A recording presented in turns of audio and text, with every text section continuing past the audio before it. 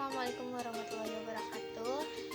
Perkenalkan, saya Herana Putri, nomor induk mahasiswa 0221006. Saya mahasiswa semester 6 dari Universitas Buana Fikri Sukabumi. Tujuan saya membuat video ini adalah untuk memenuhi tugas mata kuliah manajemen risiko. Saya di sini akan menjelaskan materi tentang manajemen risiko keuangan di perusahaan.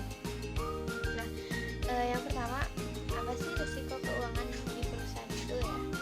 Risiko keuangan adalah kemungkinan kerugian atau ketidakpastian yang dapat mempengaruhi kesehatan keuangan perusahaan seperti fluktuasi pasar, perubahan regulasi, atau masalah operasional. Nah, di dalam perusahaan, risiko yang dihadapi dalam aspek keuangan itu cukup tinggi. Antara lain, yang pertama, biaya produksi yang berlebihan. Biaya produksi yang tinggi akan berdampak pada harga jual produk yang tinggi, sehingga produk akan sulit terjual di pasar dan sulit bersaing di pasar.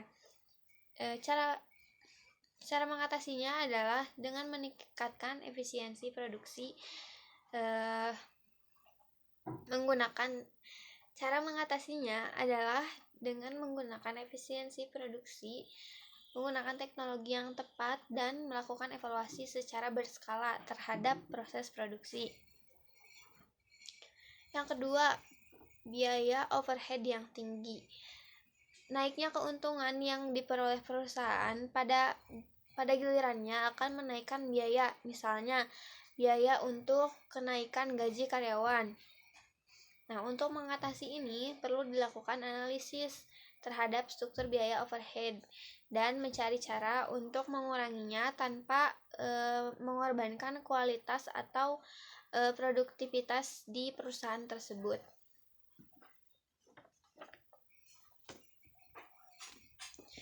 Yang ketiga, ada utang.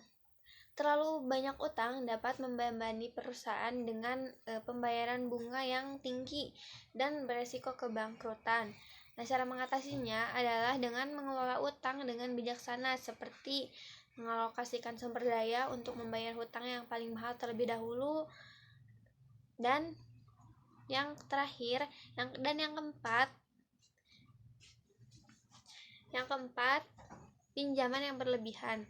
Pinjaman yang berlebihan dapat menyebabkan beban keuangan yang tidak terkendali dan risiko gagal bayar. Mengurangi ketergantungan pada pinjaman dan memprioritaskan sumber pendanaan internal dapat mengurangi risiko ini. Selanjutnya saya akan memaparkan alasan risiko keuangan ini harus dikelola. Yang pertama,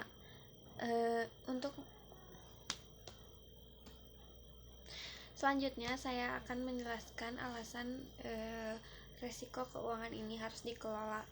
Yang pertama, mengendalikan risiko keuangan dapat meningkatkan nilai perusahaan karena investor menyukai manajer keuangan yang mampu mengidentifikasi atau mengelola risiko pasar. Yang kedua, stabilitas aliran kas bisa meminimalkan kejutan laba, sehingga ekspektasi arus kas naik stabil. Laba mengurangi risiko gagal bayar dan kebangkrutan.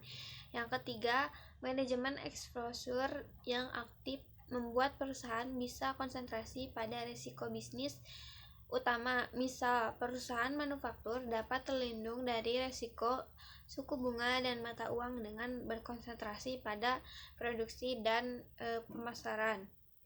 Dan yang terakhir, pemberi pinjaman atau kreditur, karyawan, dan pelanggan juga bisa memperoleh manfaat dari meminjam exposure. Sekian yang dapat saya sampaikan, kurang lebihnya mohon maaf. Wabillahi taufiq wal hidayah. Wassalamualaikum warahmatullahi wabarakatuh.